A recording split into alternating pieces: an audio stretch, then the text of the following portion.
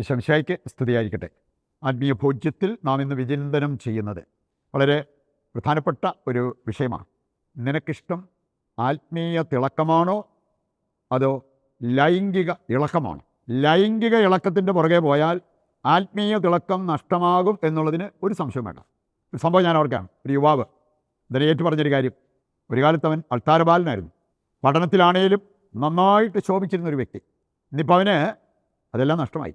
അവൻ വളരെ നിരുന്മേഷനാണ്. ഒന്നും ചെയ്യാൻ താല്പര്യമില്ലാത്ത, പഠിക്കാനും താല്പര്യമില്ലാത്ത, പള്ളിപ്പോകാനും താല്പര്യമില്ലാത്ത ഒരവസ്ഥ. ഒറ്റ കാരണമേ ഉള്ളൂ, ലൈംഗിക പാപം. ഈ ലൈംഗികതയുടെ മേഖലയിൽ വന്ന ചില ഡിസോർഡർ, ഫോൺ അഡിക്റ്റാണ് അവൻ. അങ്ങനെ ഈ മ്ലേച്ഛതകൾ കണ്ട് മനസ്സ് പുണ്ണാക്കുന്ന ആ ഒരു പ്രവണതയിൽ ജീവിക്കുന്ന, അതിൻ്റെ അടിമയായി മാറിയിരിക്കുന്ന വ്യക്തി, അവൻ്റെ ആത്മീയ തിളക്കവും പോയി. ഒരു സാധാരണക്കാരനെ പോലെ അവന് ജീവിക്കാൻ പോലും പറ്റാത്ത ഒരവസ്ഥയിലേക്ക് അവൻ തള്ളപ്പെട്ടു. നമുക്ക് ഏതാനും ചില കാര്യങ്ങൾ ഇതിൻ്റെ വെളിച്ചത്തിൽ മനസ്സിലാക്കാൻ പരിശ്രമിക്കാം. ഒന്നാമത്തെ കാര്യം നമുക്കറിയാമല്ലോ, മനുഷ്യരായി നമ്മുടെ മുമ്പിൽ രണ്ട് സാധ്യതകളുണ്ട്. ഒന്ന്, ജഡികരായി ജീവിക്കാനുള്ള സാധ്യത. രണ്ടാമത്തേത്, ആത്മീയരായി ജീവിക്കാനുള്ള സാധ്യത. നിയമാവർത്തനം 30:15 നമ്മൾ വായിക്കുന്നുണ്ട്. നിൻ്റെ മുമ്പിൽ രക്ഷയും ശിക്ഷയും ഞാൻ വെച്ചിട്ടുണ്ട്, നല്ലതും ചീത്തയും ഞാൻ വെച്ചിട്ടുണ്ട്, നിനക്കിഷ്ടമുള്ളത് തിരഞ്ഞെടുക്കാം. നമ്മുടെ തിരഞ്ഞെടുപ്പ് അതാണ് പ്രധാനപ്പെട്ടത്. തിരഞ്ഞെടുക്കുമ്പോൾ ഒരു കാര്യം നമ്മൾ ശ്രദ്ധിക്കണം എന്നുള്ളത് വചനം പഠിപ്പിക്കുന്നുണ്ട്. റോമാലേഖനം 8:13 ജഡികരായി ജീവിച്ചാൽ തീർച്ചയായും നീ മരിക്കും. എന്നാൽ ജഡിക പ്രവണതകളെ ആത്മാവിനാൽ നിഹനിക്കുന്നവർ ജീവിക്കും. രണ്ടിനും സാധ്യതയുണ്ടെന്നല്ലേ ഈ വചനം പഠിപ്പിക്കുക. ജഡികരായി ജീവിക്കണമെങ്കിൽ ജീവിക്കാം, ആത്മീയരായി ജീവിക്കണമെങ്കിൽ ജീവിക്കാം. ആത്മീയരായി ജീവിക്കുന്നവർക്ക് ആത്മീയ തിളക്കമുണ്ടാകും. ജഡികരായി ജീവിക്കുന്നവർ അവരോടിക്കൊണ്ടിരിക്കുന്നത് ലൈംഗിക ഇളക്കത്തിൻ്റെ പുറകെ. അപ്പോൾ അതുകൊണ്ട് ഉറപ്പായിട്ടും ഈ ആത്മീയ ശോഭ കെട്ടുപോകും എന്നുള്ളത് നാം തിരിച്ചറിയണം. രണ്ടാമത്തെ കാര്യം, ബൈബിളിലൂടെ കടന്നു പോകുമ്പോൾ നമുക്ക് കാണാൻ സാധിക്കും, ഒരു കാലത്ത് നല്ല ആത്മീയ തിളക്കമുണ്ടായിരുന്ന പലരുടെയും ശോഭ അവർ തന്നെ കെടുത്തി. സംഭവങ്ങളെടുക്കാം. സോളമനെക്കുറിച്ച് പറഞ്ഞിരിക്കുന്നത് പ്രഭാഷകൻ 47:14 ഒരു കാലത്ത് അവൻ്റെ ജ്ഞാനം നദി പോലെ ഒഴുകിയിരുന്നു. ദൈവിക ജ്ഞാനം, ജ്ഞാനത്താൽ നയിക്കപ്പെട്ടവൻ. 19 20 വചനങ്ങൾ വായിച്ചു കഴിഞ്ഞാൽ അവിടെ നമുക്ക് കാണാൻ സാധിക്കും അവനതെല്ലാം നഷ്ടപ്പെട്ടു. അവന് അഭിലാഷങ്ങൾക്ക് അടിപ്പെട്ട് കഴിഞ്ഞപ്പോൾ ഇതെല്ലാം നഷ്ടമായി, ആത്മീയ തിളക്കം നഷ്ടമായി. അവൻ്റെ രാജ്യം പോലും വിഭജിക്കപ്പെട്ടതായിട്ട് നമുക്ക് കാണാൻ പറ്റും. സാംസൺ എന്താ പറ്റിയത്? ഒരു കാലത്ത് നല്ല ആത്മീയ തിളക്കം ഉണ്ടായിരുന്ന സാംസൺ, ന്യായാധിപന്മാർ 14-15 വായിക്കുമ്പോൾ ഈ തിളക്കം കാണാൻ പറ്റും. അവന് ലൈംഗിക ഇളക്കത്തിൻ്റെ പുറകെ പോയി അവസാനം നമ്മൾ കാണുകയാണ് പരിതാപകരമായൊരവസ്ഥയിലേക്ക് അവൻ തള്ളപ്പെട്ടു. 16 വായിച്ചാൽ ന്യായാധിപന്മാർ 16 അത് നമുക്ക് കാണാൻ പറ്റും. ദാവീദിന് എന്ത് പറ്റി? ഒരു കാലത്ത് കർത്താവ് അവൻ്റെ കൂടെ പോവുകയും സകല കാര്യങ്ങളിലും അവന് വിജയം നൽകുകയും ചെയ്തുകൊണ്ടിരുന്ന 1 സാമുവേൽ 18:14 വായിച്ചാൽ കാണാൻ പറ്റും. 2 സാമുവേൽ 11 നമ്മൾ കാണുക, ബത്ശിബയിൽ ഒരു സുഖം കണ്ടെത്തിയ ദാവീദ് പിന്നീട് പരിതാപകരമായ അവസ്ഥയിൽ നിലത്ത് കിടന്ന് കരയുന്ന ഒരു രംഗം നമുക്ക് കാണാൻ പറ്റും. ആത്മീയ തിളക്കം നഷ്ടപ്പെട്ടിട്ട് ആ ഒരു ശോഭ കെടാൻ കാരണമായത് എന്താണെന്ന് ഇവരുടെ എല്ലാം സംഭവത്തിൽ നമുക്ക് കാണാൻ സാധിക്കും. ലൈംഗിക ഇളക്കത്തിൻ്റെ പുറകെ ഓടിയതാണ്. ഇത് മനസ്സിൽ വെച്ചുകൊണ്ട് നമുക്കൊരു 7 കാര്യങ്ങൾ, സെക്ഷൽ സിൻസ്, ലൈംഗികതയുടെ ആ മേഖലയിൽ കണ്ടെത്താവുന്ന ചില പാപങ്ങളാണ്. ഈ പാപങ്ങളെല്ലാം വളരെ ഗൗരവമുള്ളതാണെന്ന് വചനം പഠിപ്പിക്കുന്നുണ്ട്. 1, വ്യഭിചാരം, അഡൾട്ടറി.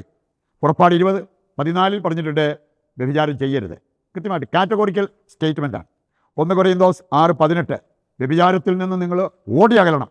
സുഭാഷിതങ്ങൾ 16:32 എടുത്താൽ അവിടെ പറഞ്ഞിട്ടുണ്ട് സുബോധമുള്ളവൻ വ്യഭിചരിക്കാൻ പോകത്തില്ല, വ്യഭിചാരത്തിലേക്ക് അവൻ പോകത്തില്ല.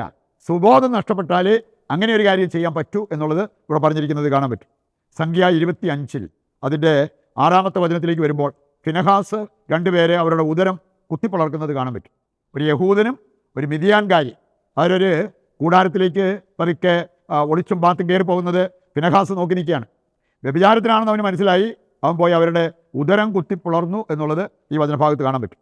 രണ്ടാമത്തേതാണ് വേശ്യാവൃത്തി, പ്രോസ്റ്റിറ്റ്യൂഷൻ. പ്രഭാഷകൻ 26:22 പറഞ്ഞിട്ടുണ്ട് വേശ്യ തുപ്പലിനേക്കാൾ വിലകെട്ടവളാണ്.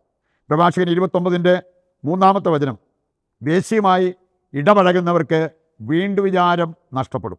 സുഭാഷിതങ്ങൾ 23, 27, 28 വായിച്ചാൽ വേശ്യ ഒരഗാധ ഗർത്തമാണ്. ഇനി അവള് പാപികളുടെ എണ്ണം വർദ്ധിപ്പിക്കുന്നു എന്നൊക്കെയാണ് ദൈവത്തിൻ്റെ വചനം നമ്മെ ഓർമ്മിപ്പിക്കുക.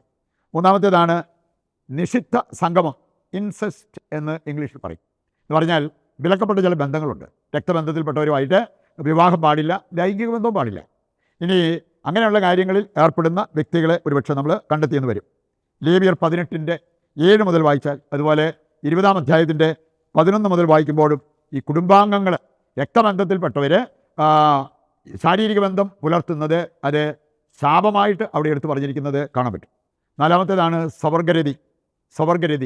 കാരണം വെച്ചായിരിക്കും ഇത് സെയിം സെക്സ് മാരേജ്, സെയിം സെക്സിൽപ്പെട്ടവർ ലൈംഗിക സുഖത്തിന് വേണ്ടി ബന്ധപ്പെടുന്നത്, അങ്ങനെയുള്ള കാര്യങ്ങളെല്ലാം നിഷിദ്ധമായിട്ട് കാണിച്ചിരിക്കുന്നത് കാണാൻ പറ്റും. ഉൽപ്പത്തി 19-1 മുതൽ വായിക്കുമ്പോൾ ലോത്തിൻ്റെ വീട്ടിലുണ്ടായ സംഭവം വായിച്ചാൽ മനസ്സിലാവും. അവർ പോയത് സ്വവർഗരതിയിലേക്ക്. ലോത്ത് പറഞ്ഞാണ്, എനിക്ക് 2 പെൺപിള്ളേരുണ്ട്, പുരുഷ സ്പർശനമേൽക്കാത്തത്. അവർ പറഞ്ഞു അതൊന്നും വേണ്ട, ഞങ്ങൾക്ക് വേണ്ടത് നിൻ്റെ വീട്ടിൽ വന്നിരിക്കുന്ന ആ ഗസ്റ്റ് അതിഥികൾ, അവരെ വിട്ടുതരിക എന്ന് പറഞ്ഞ് അവിടെ ആക്രോശിക്കുന്ന ഒരു ജനക്കൂട്ടത്തെ കാണാൻ പറ്റും. വീണ്ടും നമ്മൾ കാണുന്നുണ്ട് ലേവ്യർ 18:22, 20-ാം അധ്യായത്തിൻ്റെ 13-ാമത്തെ വചനം. ഇവിടെ എല്ലാം പറഞ്ഞിരിക്കുന്നത് സ്ത്രീയോടുകൂടെ എന്നതുപോലെ പുരുഷനോടുകൂടെ ശയിക്കുന്നത് അതൊരു മ്ലേച്ഛതയായിട്ട് അവിടെ എടുത്തു പറഞ്ഞിരിക്കുന്നത് കാണാൻ പറ്റും. 5-ാമത്തേതാണ് സ്വയംഭോഗം. അതും പാപമാണെന്നുള്ളത് കർത്താവിൻ്റെ വചനം നമ്മളെ പഠിപ്പിക്കുന്നുണ്ട്. ഉൽപ്പത്തി 38 വായിച്ചാൽ യൂദായുടെ 3 മക്കൾ, അതിലൊരുവൻ ബീജം നിലത്ത് സ്പില്ല് ചെയ്തത്, ഇത് ഒഴുക്കിക്കളഞ്ഞത്, ദൈവത്തിന് അനിഷ്ടമായി അവൻ മരണത്തിലേക്ക് പോലും നയിക്കപ്പെടുന്നത് നമുക്കവിടെ കാണാൻ പറ്റും. 6-ാമത്തേതാണ് പരസംഗം, ഫോർണിക്കേഷൻ എന്ന് ഇംഗ്ലീഷിൽ പറയും. ഓസിയ 5:3 വായിച്ചാൽ പരസംഗം നമ്മെ മലിനരാക്കും. മത്തായി 5:32 പറഞ്ഞിട്ടുണ്ട്, പരസംഗം മാത്രമാണ് ഭാര്യയെ ഉപേക്ഷിക്കാനുള്ള ഏക വാലിഡ് റീസൺ എന്നവിടെ പറഞ്ഞിരിക്കുന്നത് കാണാൻ പറ്റും. മത്തായി 15:19 വായിച്ചാൽ ഉള്ള് ദുഷിച്ച് കഴിയുമ്പോഴാണ് പരസംഗം, വ്യഭിചാരം, മോഷണം ഇങ്ങനെയുള്ള കാര്യങ്ങളിലേക്ക് ഒരു വ്യക്തി നയിക്കപ്പെടുക. അവസാനത്തേതാണ് ഫോൺ അഡിക്ഷൻ, മ്ലേച്ഛത. ഇനി അതിന് ഇന്ന് അഡിക്റ്റായി മാറിയിരിക്കുന്ന വ്യക്തികൾ, തുടക്കത്തിൽ ഞാൻ സൂചിപ്പിച്ച ചെറുപ്പക്കാരന് പറ്റിയതും അതാണ്. ഇതിന് നമ്മളെ വിട്ടുകൊടുത്താൽ ഹൃദയം മരവിച്ചു പോകും എന്നാണ് പറഞ്ഞിരിക്കുന്നത്. അങ്ങനെ വന്നു കഴിയുമ്പോൾ പിന്നെ ഏത് പാപം ചെയ്യാനും ദൈവത്തെ മറക്കാനും ദൈവത്തെ തള്ളിപ്പറയാനും ഒക്കെ അവർ തയ്യാറായെന്ന് വരും. ഇങ്ങനെയുള്ള മേഖലയിൽ ഒരു വിടുതൽ കിട്ടാൻ ആഗ്രഹിച്ച് നമുക്ക് പ്രതിഷ്ഠാ ജപത്തിൽ പങ്കുചേർന്ന് പ്രാർത്ഥിക്കാം. ദൈവവചനം കേട്ട് അനുഗ്രഹീതരായവരാണ് നാം. കൂടുതൽ അനുഗ്രഹം ലഭിക്കേണ്ടതിന് ദിവ്യകാരുണ്യത്തിൻ്റെ ആശീർവാദം സ്വീകരിക്കാൻ നമ്മൾ ഒരുങ്ങുകയാണ്. അതിന് മുന്നോടിയായിട്ട് ഇതിൻ്റെ എല്ലാ പ്രാർത്ഥനാ നിയോഗങ്ങളും ദൈവത്തിൻ്റെ കരങ്ങളിൽ നിശബ്ദതയിൽ നമുക്ക് സമർപ്പിക്കാം. നമ്മൾ ചോദിച്ചതെല്ലാം ദൈവം നൽകുന്നു എന്നുള്ള വിശ്വാസത്തോടെ താഴ്ന്ന സ്വരത്തിൽ കർത്താവിനെ സ്തുതിച്ചുകൊണ്ട് ദിവ്യകാരുണ്യത്തിൻ്റെ ആശീർവാദം ഏറ്റെടുക്കാം. യേശുവേ നന്ദി, ഹല്ലേലൂയ ഹല്ലേലൂയ. യേശുവേ നന്ദി. കർത്താവെ, ഞങ്ങളെ അനുഗ്രഹിച്ച് ആശീർവദിക്കണമേ. ഞങ്ങളുടെ എല്ലാ നിയോഗങ്ങളും അങ്ങ് നിറവേറ്റി തരികയും ചെയ്യണമേ. യേശുവേ നന്ദി, യേശുവേ സ്തുതി.